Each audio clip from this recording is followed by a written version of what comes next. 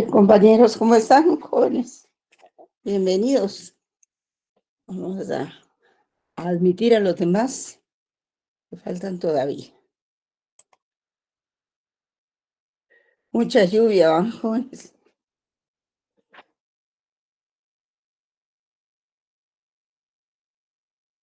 Gracias, Kim. Muchas gracias. Solo usted que me contesta. Sí, licenciada, buenas tardes.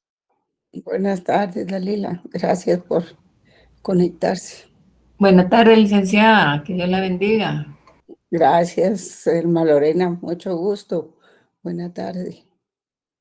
Es muy difícil lo que está pasando en Gaza, ¿verdad? En Palestina. Realmente, buenas tardes, Paulo, René, muchas gracias. Duele el alma todo lo que está pasando ahí. Y si tengo oportunidad, les voy a trasladar un video de 2 minutos en que el embajador de Palestina pues rompe en llanto prácticamente cuando está haciendo su alocución, ¿verdad? Porque estudiar Derecho Internacional no es solo estudiar no es solo estudiar las leyes, los convenios, los tratados, sino que es estudiar la dinámica que se da dentro de las Naciones Unidas, porque ese es el lugar de reunión de los embajadores de todos los países. Así es de que es un poco de realidad. Bueno, el día de hoy vamos a ver lo que es la responsabilidad de los estados. Ese material ustedes lo tienen en el libro del doctor Carlos Larios. No sé, creo que es en el punto, en el capítulo 7. Veámoslo, yo creo que está ahí. No sé si tienen su libro. Yo tengo mi libro, pero miren ustedes, está muy despedazado. Pero eso significa que lo utilizo.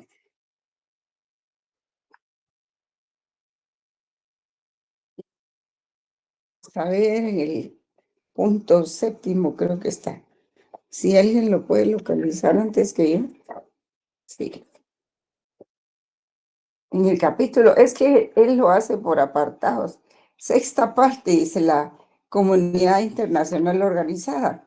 Y eso es en parte lo que ustedes van a desarrollar, que empieza con la ONU, sigue con la OEA, continúa con el SICA y luego sigue la Unión Europea. Luego siguen otras instituciones. Vamos a poner la mitad del libro aquí. Y entonces ustedes van a ver, no sé si tienen esta versión, la versión viejita, ¿verdad? Que dice sexta parte a la altura de la página 262. Y pues ahí inicia el libro con los antecedentes históricos y jurídicos de la Organización de las Naciones Unidas. Y porque sí, para crear la Organización de Naciones Unidas se dieron varios intentos entre los embajadores, muchos intentos. Uno de ellos, pues, empezaron con los pactos de no agresión a raíz de la Segunda Guerra Mundial, ¿verdad? A raíz de la Primera Guerra Mundial. Fue en la Segunda Guerra Mundial que cobraron conciencia de que no debe pasar otra vez lo que sucedió en la Primera Guerra Mundial. Y entonces se convocaron al presidente Woodrow Wilson de Estados Unidos para que entrara a la Primera Guerra Mundial, ¿verdad? Luego que se finalizó el conflicto, pues se firmaron los pactos de no agresión, como siempre, así como aquí se firmó los acuerdos de paz. Se dio la Declaración de San James, la Carta del Atlántico. La Carta del Atlántico se dio porque fue en un buque que se firmaron esos acuerdos. Por eso se le dice así. Luego está la Declaración de Washington, que la firmaron 26 estados. Y en esa Carta del Atlántico se amplió en el sentido de que, además de la paz, habría que favorecer el desarrollo económico de los pueblos del mundo. Era necesario obtener una victoria total, pues, y la victoria total implicaba, pues, fomentar el desarrollo de los pueblos del mundo, porque las guerras generalmente, ¿por qué se dan, jóvenes? Se dan porque hay necesidades, y una necesidad, pues, es la falta de algo. Y entonces, después de terminar eso, ya viene la violencia, vienen las armas y vienen los ataques. Entonces, si se buscaba el desarrollo de cada país, iban a ser menos los intentos de hacer la guerra. Y así también fue convocada Moscú, fue convocada por Stalin y tuvieron una conferencia en Moscú en 1948. Luego una conferencia en Teherán en 1944. Luego otra conferencia en la casa del señor Dumbarton Oates en 1944. Esto ya está cerca de que salga la Carta de las Naciones Unidas como la conocemos. Esta es la Declaración de Yalta, ¿verdad? En que participan ya todos los países. Y finalmente se logra, antes de eso, pues existía lo que era la Liga de Naciones. La Liga de Naciones, que era la institución anterior a la ONU como la conocemos ahora. Entonces, en la conferencia de San Francisco fueron discutidos puntos como los acuerdos regionales, los tratados internacionales, el veto en el Consejo de Seguridad, los territorios bajo fideicomiso, la jurisdicción del Tribunal Internacional de Justicia y las enmiendas a la Carta de San Francisco, que era la que iba a surgir en 1945. Entonces, en ese año, pues, se proclama, se da a conocer la Carta de San Francisco, que también se llama Carta de la Organización de Naciones Unidas. Y es una carta constitutiva porque constituye, sirve como constitución de esa entidad universal, ¿verdad? Porque la ONU, pues, es una entidad que abarca a todo el mundo. Entonces, uno de los objetivos y propósitos era mantener la paz y la seguridad para evitar la guerra a través de medios efectivos, desarrollar relaciones amistosas entre todos los pueblos del mundo. Ustedes lo pueden ver ahí, está en la página 269.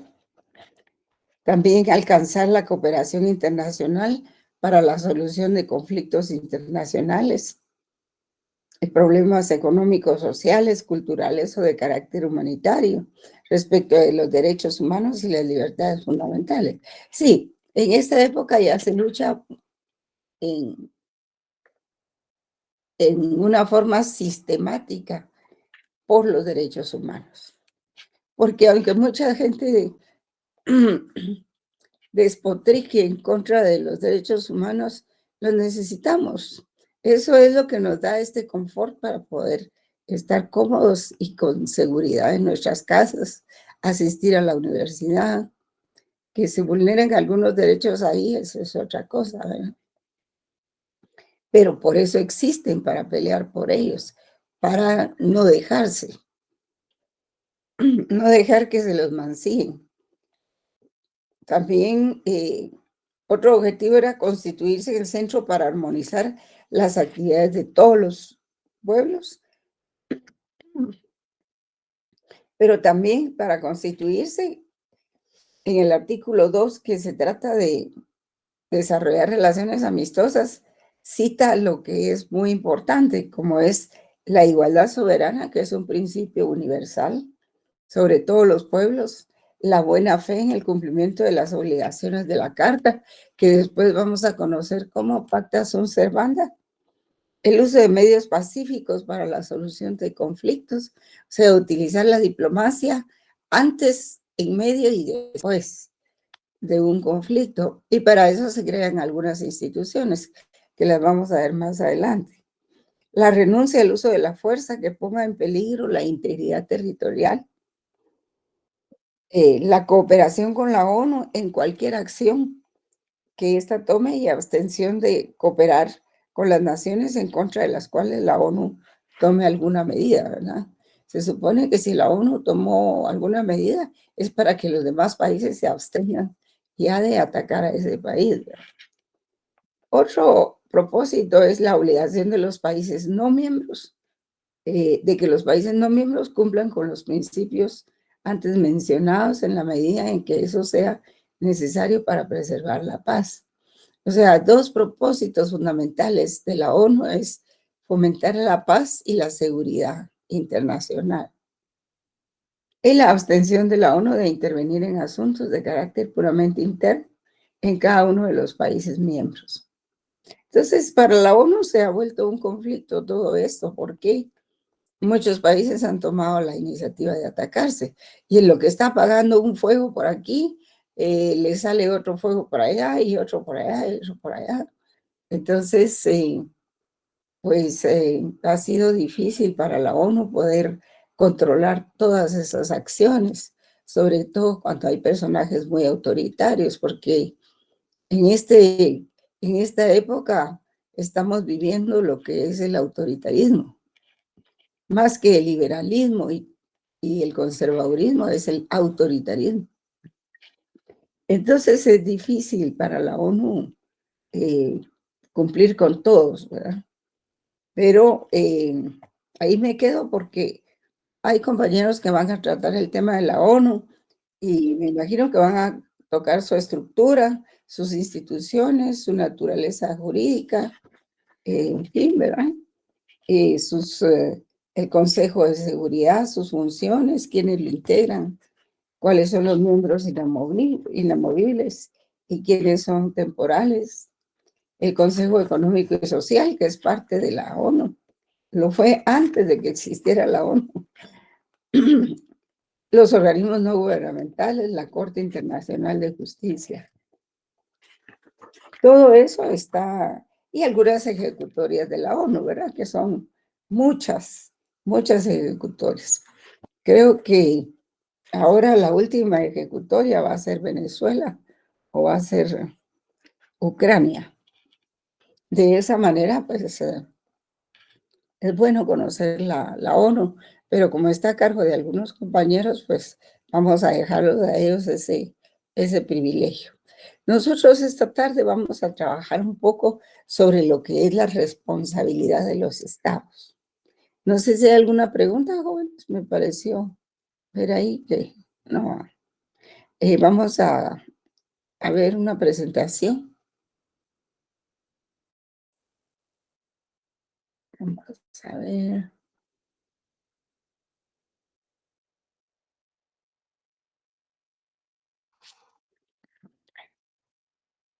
Un momentito.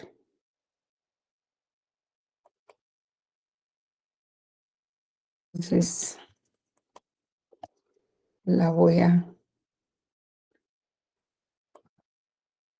traer. Ok. Bueno.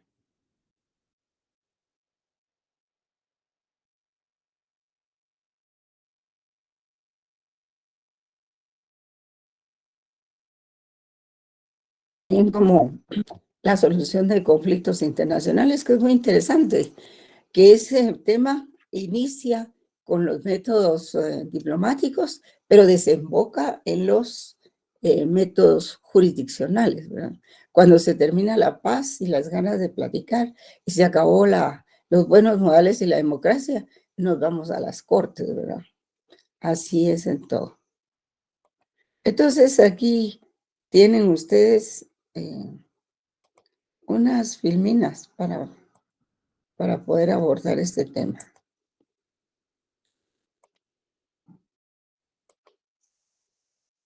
Que también ese tema está en el libro del doctor Carlos Larios y también está en el del doctor Padilla y también está en otros libros muy interesantes. Hay un libro del doctor David, ¿cómo se llama este señor? Lo que ocurrió en Guatemala, pues en las relaciones internacionales de Guatemala. Pero sí tendría que tener tiempo eh, para poderlos introducir en ese tema. ¿Lo miran bien? ¿Miran la presentación? Sí, licenciada, sí se ve. Ah, excelente. Muy bien.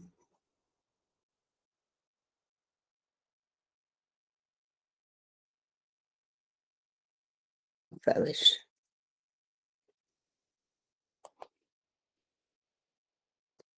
Pues el derecho internacional contempla una parte muy importante que se denomina la responsabilidad internacional, ¿verdad? ¿De quién? ¿De quién es la responsabilidad internacional? Pues de los órganos del Estado. Se dice que es del Estado en general, porque el Estado pues representa todas sus instituciones, pero vamos a ver que poco a poco cada una tiene un problema. ¿Qué pasa aquí?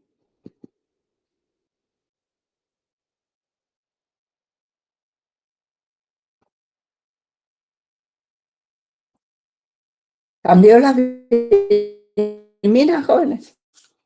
Sí, licenciada. Sí, Sí, licenciada. licenciada. Gracias. Sí, es que yo estoy trabajando en 2 pantallas prácticamente. Entonces, la responsabilidad internacional tiene una definición.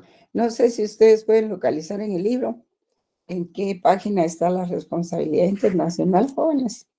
Así pueden seguir la lectura En la página 485 lo tengo yo, Lick. del libro del doctor Carlos Larios. Sí, Ah, va. ¿De la nueva edición o de la vieja edición? ¿De qué edición? ¿El librito pequeño o el libro grande? Debe ser de la nueva es edición. libro grande. Sí, pues debe ser de la nueva edición. Bueno, entonces vamos a ver aquí que en primer lugar hay que explicar lo que es la definición, ¿verdad? Pues la responsabilidad internacional se da por actos de gobierno, por actos de los organismos ejecutivo, legislativo y judicial. Así es como se distribuye la responsabilidad internacional. Y tiene una regla que es muy importante y que prácticamente la define. Y dice, la responsabilidad internacional resulta de la actitud que el Estado asuma frente a los actos y conducta de sus nacionales. Sí, a veces hay ofensas contra otros países. ¿Y cómo los enfrenta el Estado? Pues hay que ver si esas ofensas son del organismo ejecutivo, legislativo, judicial. Depende de qué fue lo que ocurrió. Entonces, esta responsabilidad resulta, dice, de la actitud que el Estado asuma frente a los actos y conducta de sus nacionales. Si el Estado reacciona y actúa e investiga y castiga, entonces la responsabilidad internacional desaparece. Pero si no lo hace, se vuelve cómplice de lo que ocurrió, ¿verdad? Entonces, por eso dice, solo en cuanto a que el Estado deje de cumplir su deber internacional de impedir el acto lícito o en su efecto detener al ofensor y someterlo a la justicia. Para eso son los órganos de inteligencia de los estados, para prevenir problemas, prevenir estallidos, en fin, prevenir robos.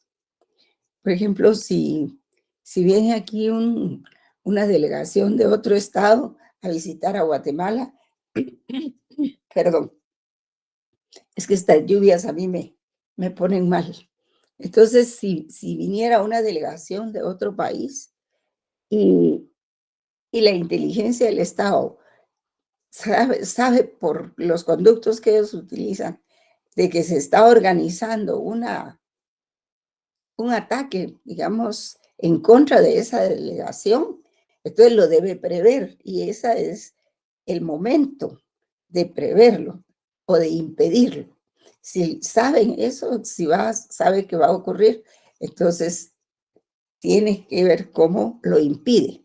O sea, por eso dice aquí, solo en cuanto a que el Estado deje de cumplir su deber internacional de impedir el acto ilícito o en su efecto detener al ofensor y someterlo a la justicia, porque si ya no hay posibilidad de impedir ese acto, entonces lo que tiene que hacer para que no tenga responsabilidad ante las naciones es pues investigar, en primer lugar, investigar de dónde vino el atentado o el ilícito o lo que sea, y luego es de investigar, detener al ofensor y someterlo a la justicia, ¿verdad?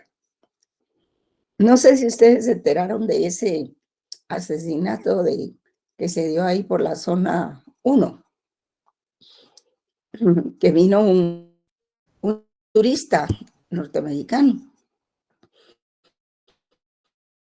Y parece que, digamos que la zona 1 es muy turística, ¿verdad? Ahí se ven pues, muchas festividades y cosas que a las personas extranjeras les llama la atención. Incluso hay conciertos, pues también.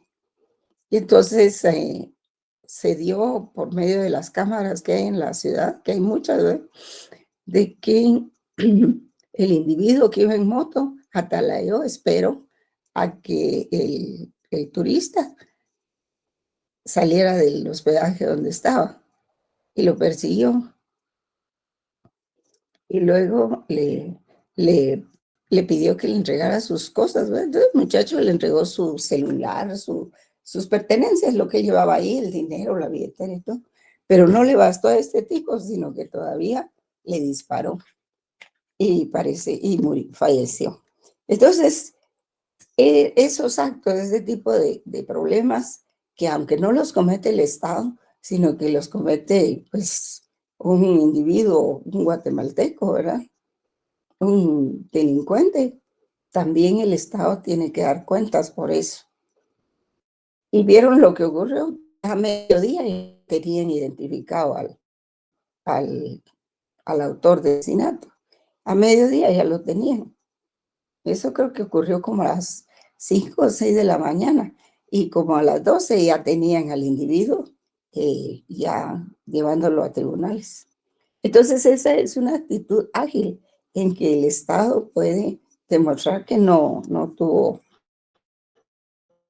responsabilidad. Es un acto aislado cometido por un delincuente, ¿verdad? Que el delincuente sea guatemalteco, eso ya es otra cosa. Pero eso es lo que tiene que hacer el Estado. Rápidamente, actuar rápidamente para evitar consecuencias. Peor con Estados Unidos, imagínense. Entonces ya llegó la embajada de Estados Unidos, creo que llegó el consulado a a la cárcel o a no sé dónde llegó a investigar qué era lo que había pasado. Entonces, hay responsabilidades por varias cosas. Por ejemplo, aquí dice responsabilidad internacional del organismo ejecutivo pueden ser actos de gobierno cuando se causa daño a otro estado o a un particular nacional de otro estado, que es este caso que yo les estoy relatando, ¿verdad? O cuando, por ejemplo, se ordena la intervención arbitraria de otro estado o declararle la guerra sin agotar los medios pacíficos que señala o que ordena el derecho internacional. Por ejemplo, ustedes ven que los barcos y los aviones de Estados Unidos están no enfrente de las aguas jurisdiccionales de Venezuela, sino que están en aguas internacionales. Desde ahí ellos pueden actuar sin responsabilidad, porque todo lo que pase en aguas internacionales, pues no hay jurisdicción de ningún país en lo particular. Ocurrió y ahí se quedó, ¿verdad? Entonces, claro, no se ha declarado la guerra ahí para nada, y no se trata de eso, sino se trata de desgastar al líder, pues, para ver si así deja el poder, ¿verdad? Como ocurrió con Noriega. Yo recuerdo que llegaron los Marines a Panamá, esto creo que fue hace 20 años, y, y le pusieron unos audífonos, altoparlantes, cerca de donde él dormía y donde él trabajaba, que no dejaban de sonar todo el día. Entonces, eso es como para volver loco a cualquiera, ¿verdad? Al final el individuo Noriega, que era el gobernante, dictador también, dejó el cargo por esa desesperación. O sea, tienen diferentes métodos, ¿verdad? Los estadounidenses o el gobierno estadounidense. Y también hay actos hay actos de gobierno, ¿verdad? Este caso no era un acto de gobierno, el que hayan asesinado a este estadounidense, sino que fue un asunto particular, ¿verdad? Pero, pero Guatemala tenía que actuar de inmediato. Entonces,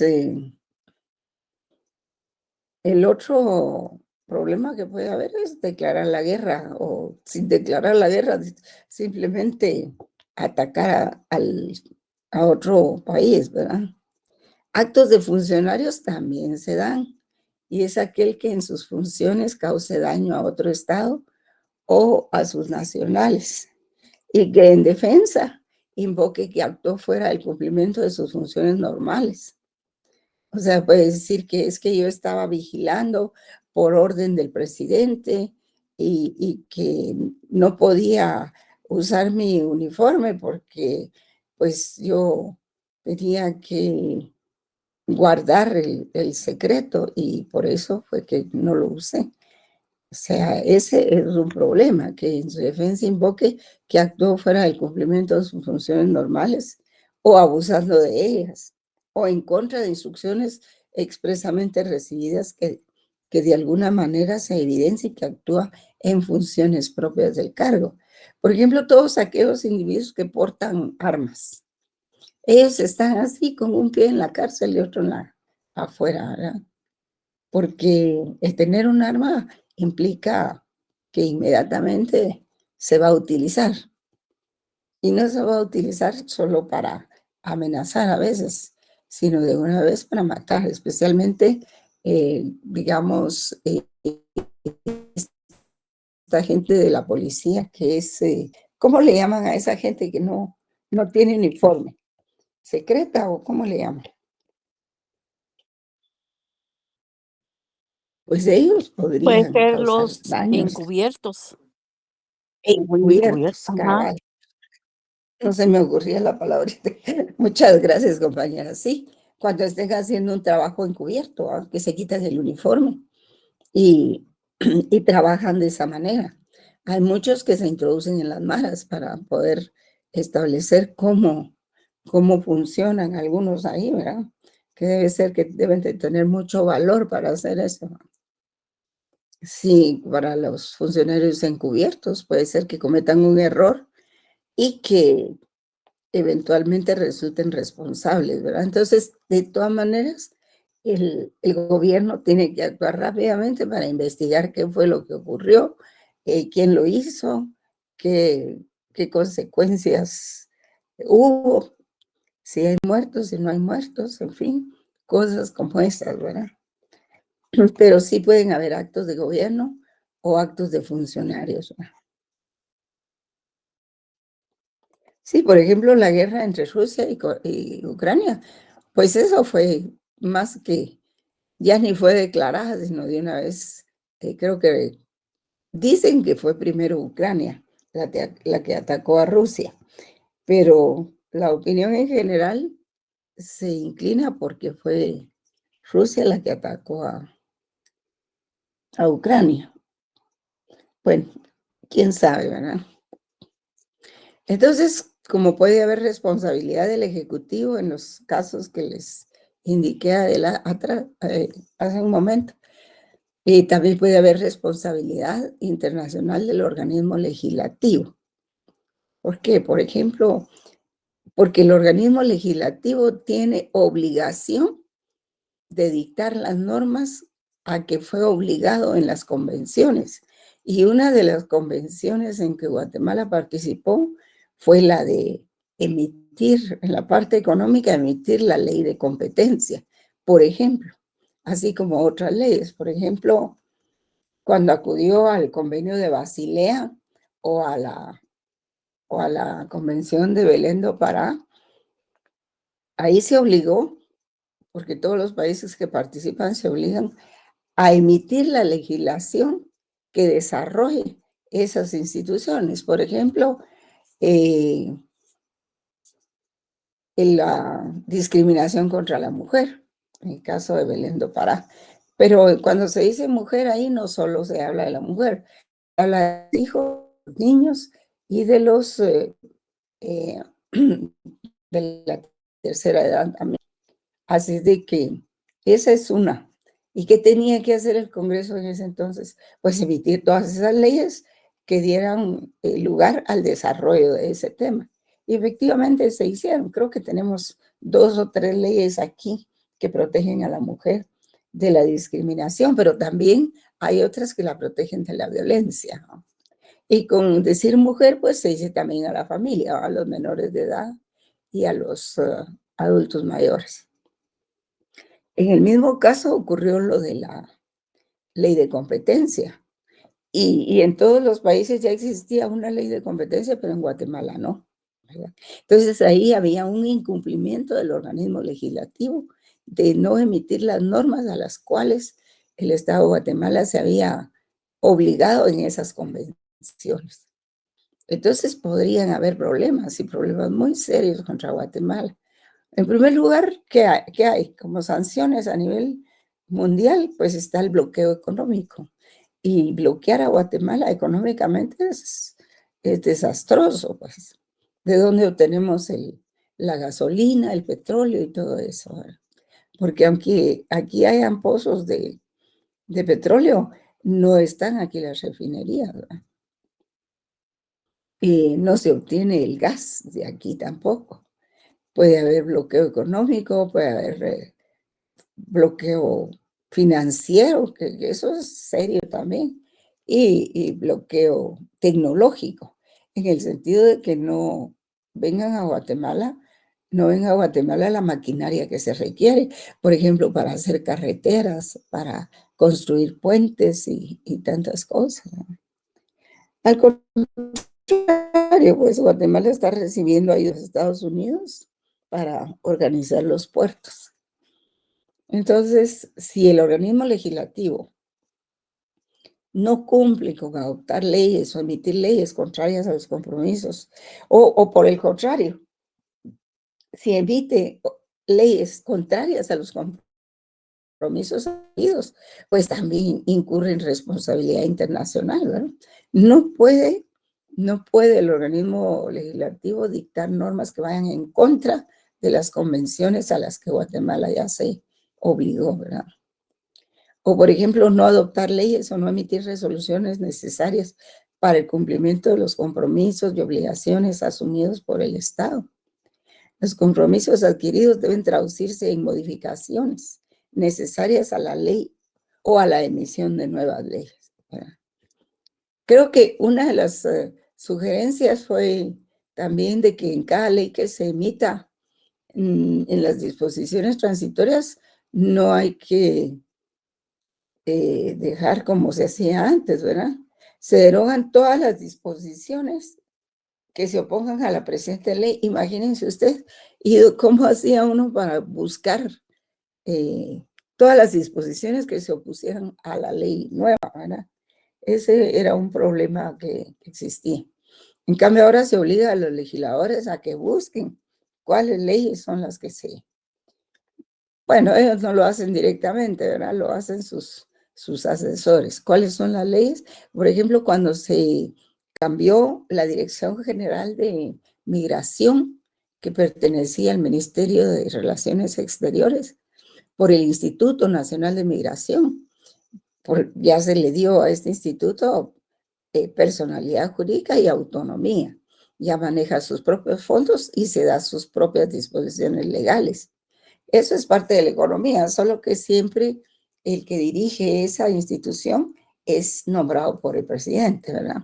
No es como en la Universidad de San Carlos, que hay elecciones, ni como en las municipalidades, que hay elecciones para nombrar a sus autoridades.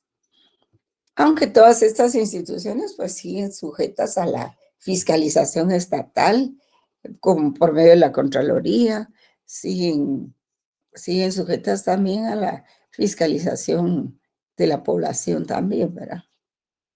Entonces, estos son los casos, por ejemplo, adoptar leyes o emitir leyes contrarias a los compromisos y obligaciones internacionales asumidos por el Estado. Eso hace que el organismo legislativo caiga en responsabilidad. No adoptar leyes o no emitir resoluciones necesarias para el cumplimiento de los compromisos y obligaciones asumidas por el Estado. Los compromisos adquiridos deben traducirse en modificaciones necesarias a la ley o a la emisión de nuevas leyes. Donde tenemos problema ahorita y muy serio es en la parte laboral, que no se han reconocido algunos derechos de los trabajadores.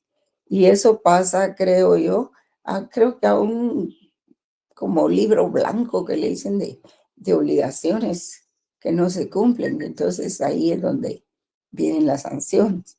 Porque entonces ya las empresas no quieren invertir en Guatemala, porque no hay seguridad para los trabajadores también. Ahora las empresas nacionales no les importa, pero las empresas internacionales que sí tienen ciertos parámetros de ejecución sí les afecta. Entonces, el organizativo no puede invocar como excusa de incumplimiento que existía una laguna en la ley interna, no, porque tienen que hacer un estudio exhaustivo de las leyes. Si no, incumplen en responsabilidad. Así no, qué bonito, ¿verdad? Decir, sí, no, pero fíjese que eso es una laguna de la ley. Porque para eso están ellos, que trabajen un poco. Responsabilidad del organismo internacional, del organismo judicial, es, por ejemplo, cuando se da una negativa a permitir que los extranjeros hagan valer sus derechos ante tribunales. Que les digan, no, usted es palestino, usted no tiene derechos aquí, con vista a lo que está ocurriendo en Oriente Medio, ¿verdad? O a otras personas que no les den derechos. Por ejemplo, esto se ve mucho con los migrantes. Y el Código de Migración les da muchas garantías a los migrantes, muchos derechos y garantías. Y si esto no se cumple, entonces hay responsabilidad judicial, ¿verdad? Que no se dicta en tiempo razonable, que generalmente nunca se dictan en tiempo razonable, nosotros lo sabemos. Las demoras indebidas e inexcusables, o algún juez que se niegue a emitir sentencia, ¿verdad? Yo conocí un juez que se negaba a emitir sentencia y así lo hacía. Y tenía como 1000 casos ahí, un magistrado. Tenía como 1000 casos ahí retenidos. Y él no le tenía miedo a nadie, pues, hasta que una vez alguien lo demandó. Entonces ahí sí lo destituyeron. O si los tribunales no ofrecen a los extranjeros las garantías de buena administración de justicia, ¿verdad? También eso es. Pero si no las ofrecen para los nacionales, tampoco, ¿no? Otro motivo de responsabilidad internacional del organismo judicial es cuando hay obstáculos injustificados por el solo hecho de ser extranjero, que no conozcan las causas por el solo hecho de ser extranjero, ¿verdad? Aunque aquí si son de determinada nacionalidad actúan rápido, no así en otros casos, ¿verdad? Por ejemplo, también en condenas de extranjeros, que por ello se les juzgue en juzgados extraordinarios. No, porque todos los habitantes del país forman la población y por el principio de igualdad se les debe tratar igual. O sea, el derecho internacional practica mucho lo que es el principio de igualdad, ¿verdad? Entonces, no se puede trasladar a un extranjero a un juzgado fuera de la jurisdicción ordinaria, ¿no? Y sentencias manifiestamente injustas, ¿verdad? Sentencias manifiestamente injustas. Se hablaba de aquel caso, ustedes se recuerdan aquel caso de los rusos que falsificaron unos pasaportes y no sé cuántos documentos. Los Bitco. Sí, Bitco, pues se hablaba de ese caso, pero la jueza que tenía el caso era una jueza muy honrada, pues muy, muy justa.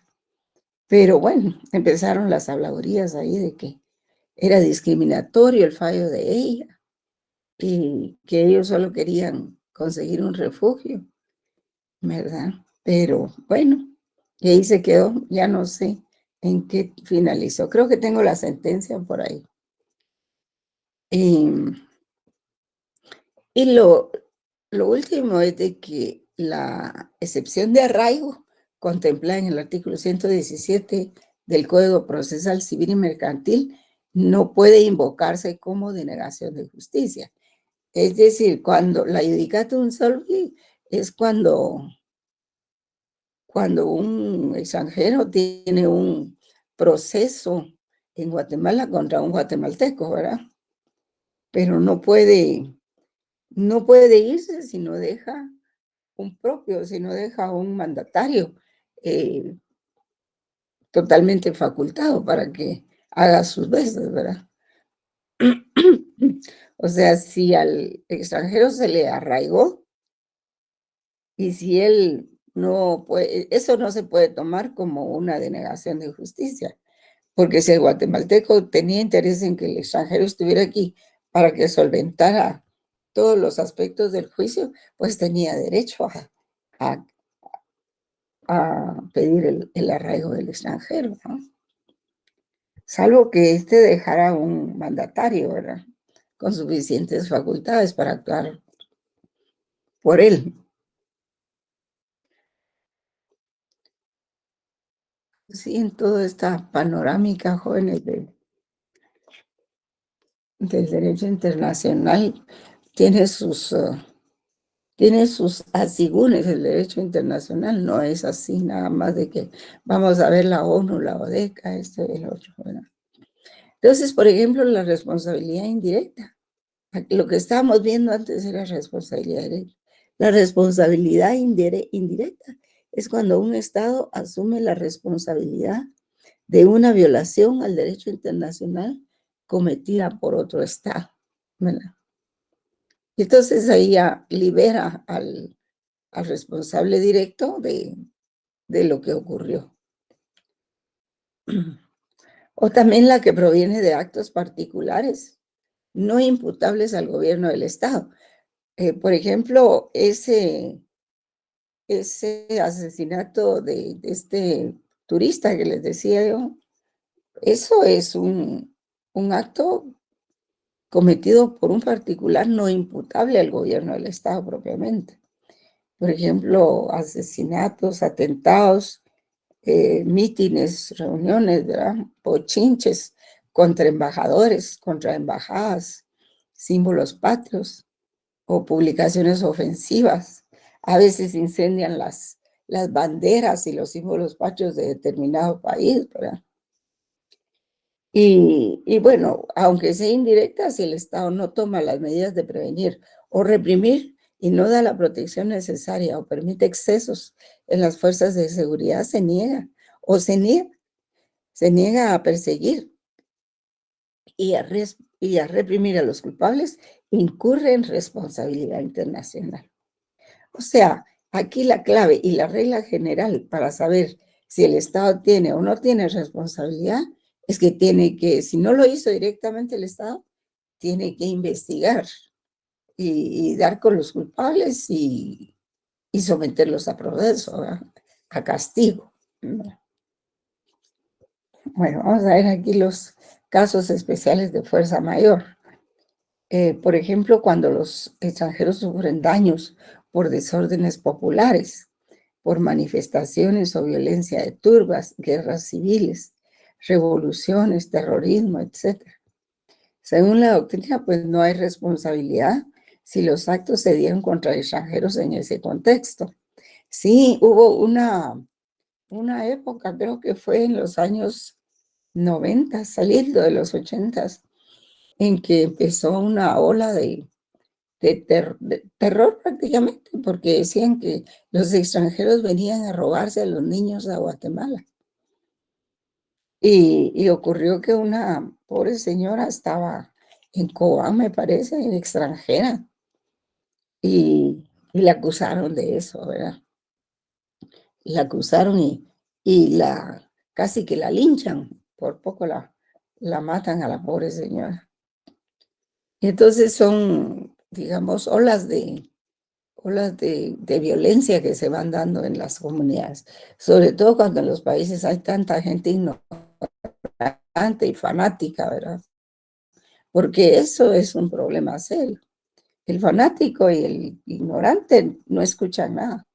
Actúan como el hombre masa, ¿no? Se van a donde van todos. Ahora, en caso contrario, el Estado incurre en responsabilidad no por ser cómplice, sino por no tomar las medidas adecuadas de protección. Y esto incluye a los gobiernos de facto, ¿verdad? A los dictadores. De todas maneras, tienen que tomar las medidas adecuadas de protección, pero si no lo hace, se le puede juzgar de cómplice. O se puede pensar que fue el Estado el que utilizó a la población para hacer esto, ¿verdad? Y también responsabilidad moral y jurídica. Se da la responsabilidad moral y jurídica. La responsabilidad moral resulta de la violación de un deber moral, ¿verdad? Y la única sanción es la conciencia internacional, ¿verdad? Sí, cuando se daña el prestigio de alguna persona, que mucho se ha hecho. Entonces la sanción tiene que ser moral, por ejemplo, una declaración de disculpas o la publicación de una sentencia, en fin, cosas como es. Ahora, si hay daño, el daño se paga, ¿verdad? Eso ya es en monetario. Entonces, los efectos de la responsabilidad, pues, son la reparación, en primer lugar, ¿verdad? Y esta generalmente es en monetario. No debe ser menor ni mayor al perjuicio o daño causado.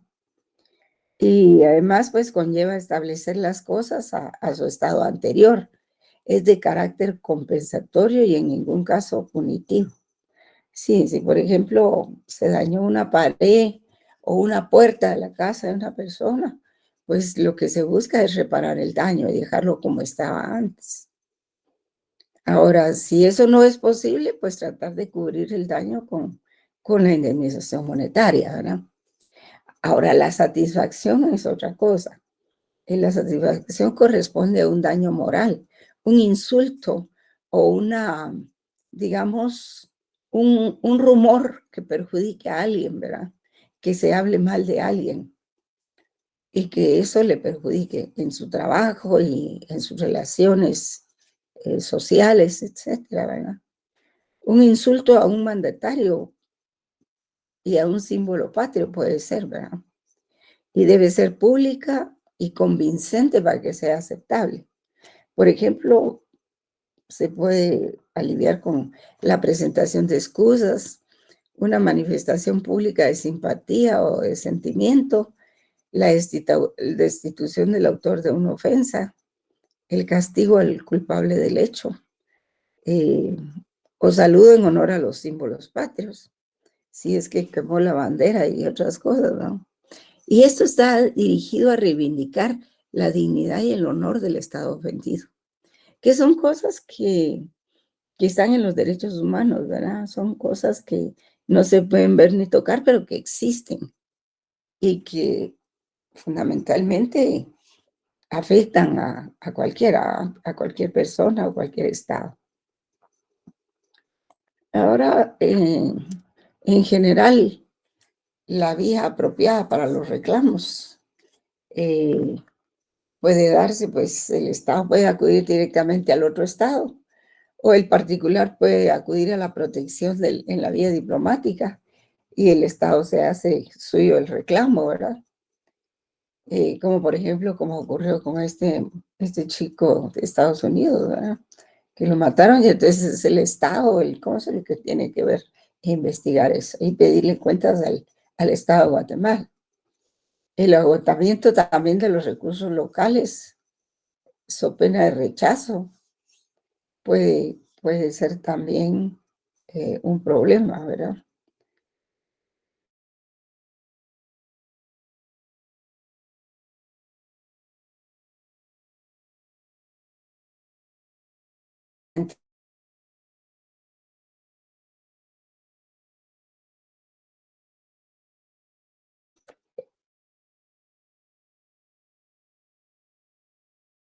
Ni, ni nadie los escuchaba porque les estaban quitando sus tierras. Entonces se vinieron a la embajada con el embajador español. Él les dio audiencia, pero nada más vinieron y los empezaron a atacar, ¿verdad? Y les tiraron, vino la policía, se parqueó frente a la embajada y empezó a tirar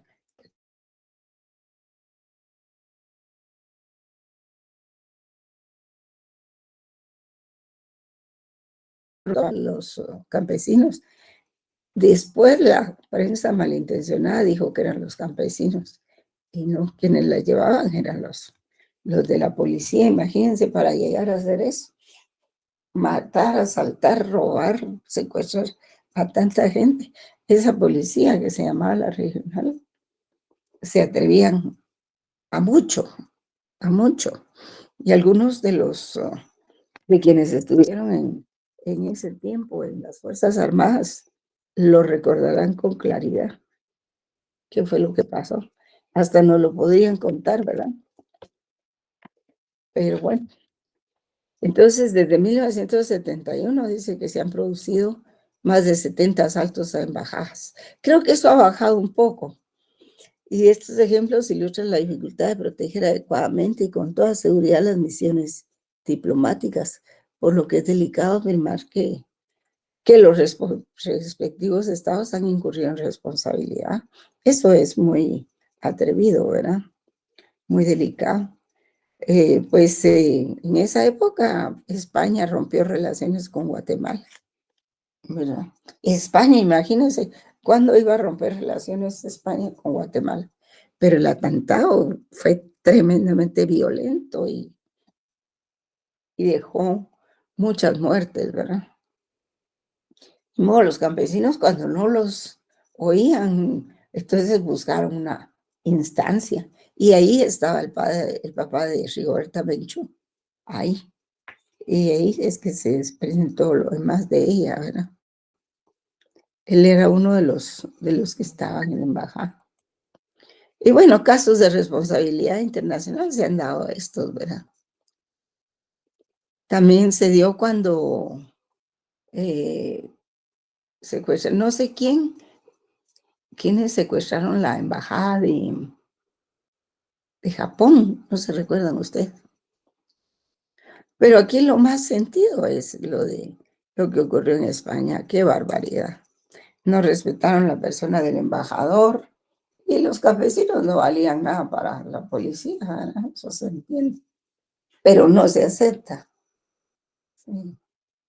Y pues esos son los casos de responsabilidad internacional. Voy a ver si puedo colocar el video que les dije. Vamos a ver. Ah, yo quité la presentación. No le puse dejar de presentar.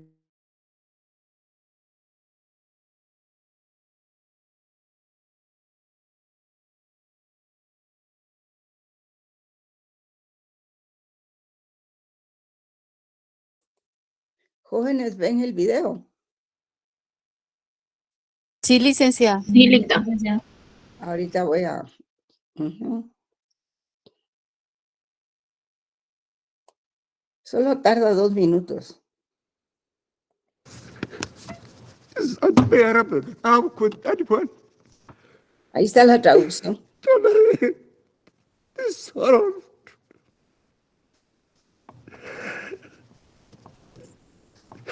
Excuse me, Mr. President. Of children are dying of starvation. The images of mothers embracing their motionless bodies, caressing their hair, talking to them, apologizing to them, is unbearable. How could anyone tolerate this horror?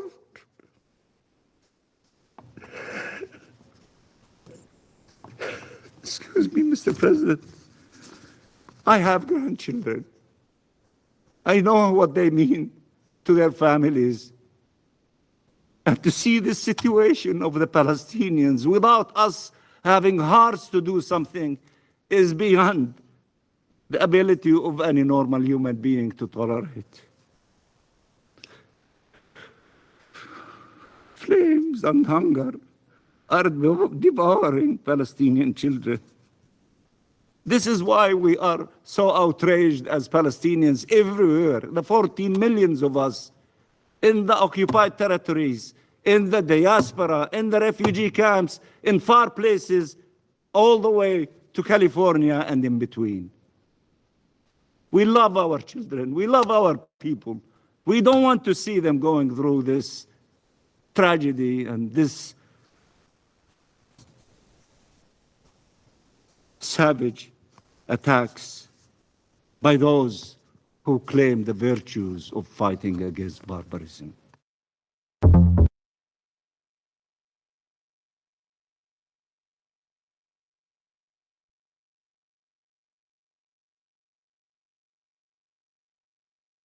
En jóvenes.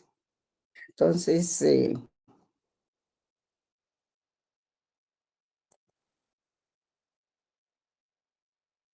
Dios, se me volvió a perder esto.